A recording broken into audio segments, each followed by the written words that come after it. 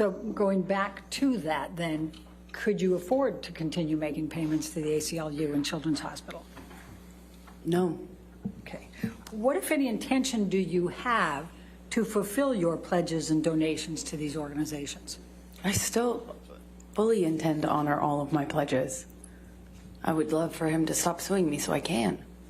What, if any, deadlines are there on your pledges and donations to the ACLU or the Children's Hospital? There are none. They understand. Okay. Now, let's go to Defendant's Exhibit 1458, which is already admitted.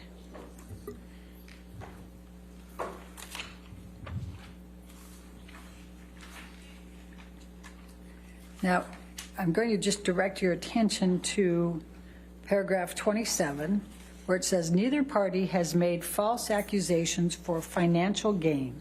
There was never any intent of physical or emotional harm. Amber wishes the best for Johnny in the future. What, if any, significance did that have to you? That was everything to me. That was the most important thing in the separation agreement between us, is that he acknowledged that I hadn't made a single false claim, that my allegations were not false. I thought that just because he signed his name to it, he'd honor it. I mean, he signed his name to it, and I thought it would mean something. Right. He acknowledges that I never did it. I mean, I never made a false claim, and I didn't do it for financial gain. And that's what I was being called at the time, a gold digger and a liar. Okay. Thank you. We can take this down, Michelle, and I'm going to now take you to post-divorce and your career. Please describe for the jury how your career evolved after the divorce, which I think was in February 2017. I had to fight really hard to keep my career. After I got my TRO, I lost opportunities. I got canceled from jobs. I got dropped from campaign I'd shot. I was told I was going to be dropped from... Objection, Your Honor. Hearsay. Sustaining objection. I fought to keep my job in a movie the biggest movie opportunity I had to date. Which was what? It was Justice League with the option to become Aquaman. It later became Aquaman, but I had to fight really hard to stay even in Justice League because that was right around the time of the divorce. Can you tell the jury what Justice League was and what your role was in that? It is a superhero franchise, DC action film, and it introduced my character, and it provided the base for the Aquaman spinoff that followed it, but that was not a reality at the time of shooting Justice League. All right. And then you were able to be an Aquaman, is that correct? Yes, I kind of showed up to work months early and stayed really late to fight to keep the job. I managed to keep it and managed slowly to kind of to gain through this kind of hard work and goodwill I was able to foster. I was able to keep and make other jobs, and eventually made a movie called Aquaman, and Aquaman was very successful. I think it was the most successful DC film by its release, and I was getting my career back, even though it was, it took a major hit when I got my restraining order against Johnny. So let's talk about Aquaman for a moment. I think you said it was the highest grossing film of DC films, is that correct? Yes. Okay. When did that come out? December of 2018. Okay. And what was your role in Aquaman? I play Mia. And was that a lead role? Yes, it is one of the leading roles. It's the female lead opposite Jason Momoa's character of Aquaman. Okay, so you were his mate? You could say that, yes. I was his love interest, the female, I was a female lead of the movie. Okay. So in December of 2018, as Aquaman's coming out, Why did you agree to participate in the op-ed? Well, because I believed in some of the causes that the op-ed was seeking to advance. There was a lot of attention and energy around gender-based issues, gender-based violence issues in general. I had just recently become an ambassador for the ACLU. I was proud of that ambassadorship, and I was looking forward to the opportunity to lend my voice to what I thought was a great cause, which is just a conversation around women's issues and gendered issues that I think the whole country was having at that time, you know, quite a political conversation and cultural conversation at the time, and I was happy to lend my voice if I could. Who drafted the first draft of the op-ed? The ACLU. Did you initially want to include Mr. Depp by name or reference? No. What were you trying to accomplish by the op-ed? I was trying to raise awareness around some of the issues that I just mentioned. There was some legislative reform, Title IX being one of them, and there was just a greater cultural conversation being had around gender issues, and I was happy to weigh in on what I saw as the unique phenomena that women and typically women experience in our culture when they come forward against somebody more powerful, when they speak up about gender-based violence. And I thought I could lend my voice to that conversation. I thought I had something to say about that. Were you trying to boost your sales for Aquaman since it was coming out in that same time frame? It doesn't work like that. I don't think any op-ed, a major motion picture or major franchise like that is not aided by the publication of an op-ed in the Washington Post. I'll put it that way. But the other way around can be said. You know, I was wanting to lend my name at that specific time to potentially advance the causes within the op-ed. Because of your success as Mira with Aquaman? Yeah, just the publicity of the movie and the success of the movie would hopefully, in best case scenario, only add and lend itself would lend attention to the issues that the op-ed aimed to address. What did you do once the ACLU had your agreement to be the spokesperson for the op-ed, to put your name to it? I sought the advice of my attorney. And why did you do that? Well, because I didn't want to get into any sort of legal issue. I didn't want to have any sort of legal problems for talking about what happens to women when they come forward and speak about these sorts of issues, especially when they come forward against someone more powerful than them. And that backlash, the retaliation that people face when they come forward is exactly what I was writing about. And I didn't want Johnny to retaliate against me and quite literally prove my point. And so who was the counsel that you hired to review the op-ed? His name was Eric George. Where is he located? Los Angeles, California. How did you know Eric George? Eric George is the attorney who represented me in a different litigation against the producers of London Fields, the movie I mentioned earlier about having a body double and sex scene that I didn't approve of. What was your understanding of Eric George's experience and skills to be able to review that op-ed for you in the context of your concerns? Objection, speculation. I'm asking her understanding. I'll sustain the objection. Next question. Did you have knowledge of Eric George's abilities at that time? I did. I thought he had an excellent reputation and would give me great advice. Okay. And what, if any, what was your experience with him in representing you earlier? I thought he was a fantastic attorney, very smart, and I trusted him. Without going into the content of it, what, if any, of Eric George's advice did you follow in the context of the op-ed? I took all of his advice. I made all the edits he suggested. I took all of his advice.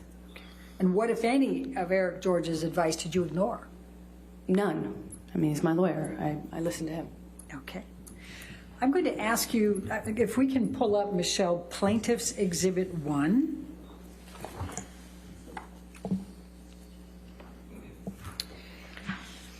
Now, this is the online version of the op-ed, and it has this title, Amber Heard, I spoke up against sexual violence and faced our culture's wrath.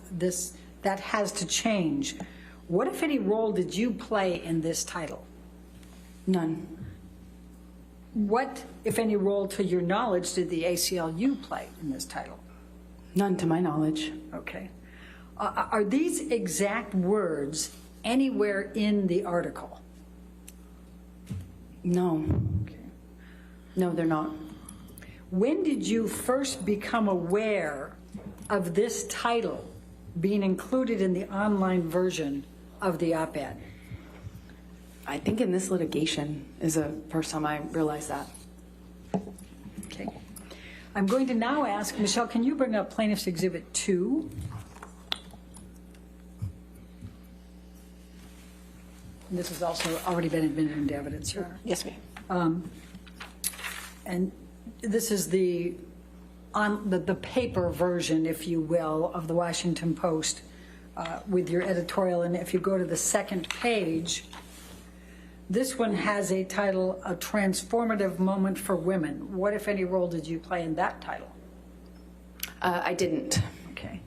None. Now, do you recall seeing this version, the newspaper version, at the time? Yes, this is the version I saw. I'm very proud of it. I had it framed. You had the newspaper version, not the online? I did. I had the newspaper framed. Okay. And now I'm going to ask you to turn to, and Michelle, can we pull up Plaintiff's Exhibit number 3?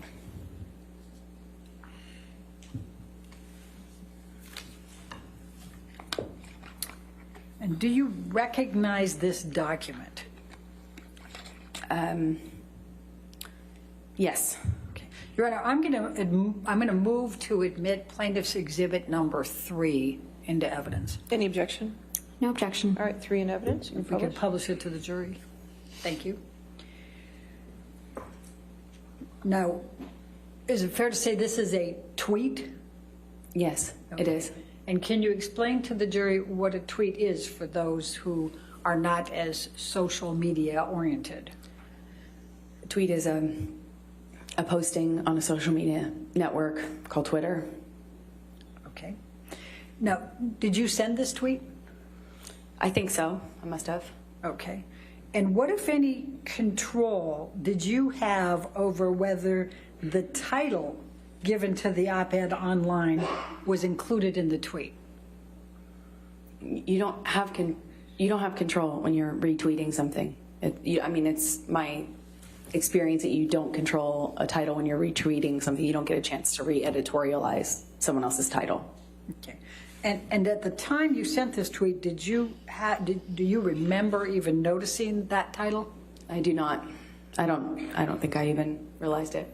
Have you ever typed the words from that title? No, I have not. Now, I'm going to ask you, let's go back to number 2, Plaintiff's 2. And I'm going to ask you, what, if anything, in this op-ed was incorrect? Nothing. Every word of it is true. And I'm going to direct your attention specifically, and if we can blow this up just a touch, and move up just a touch, Michelle, if you can, so we get to then 2 years ago. Then 2 years ago, I became a public figure representing domestic abuse, and I felt the full force of our culture's wrath for women who speak out. Was this true or false? It's true. What, if anything, did you do about speaking up about domestic abuse 2 years earlier?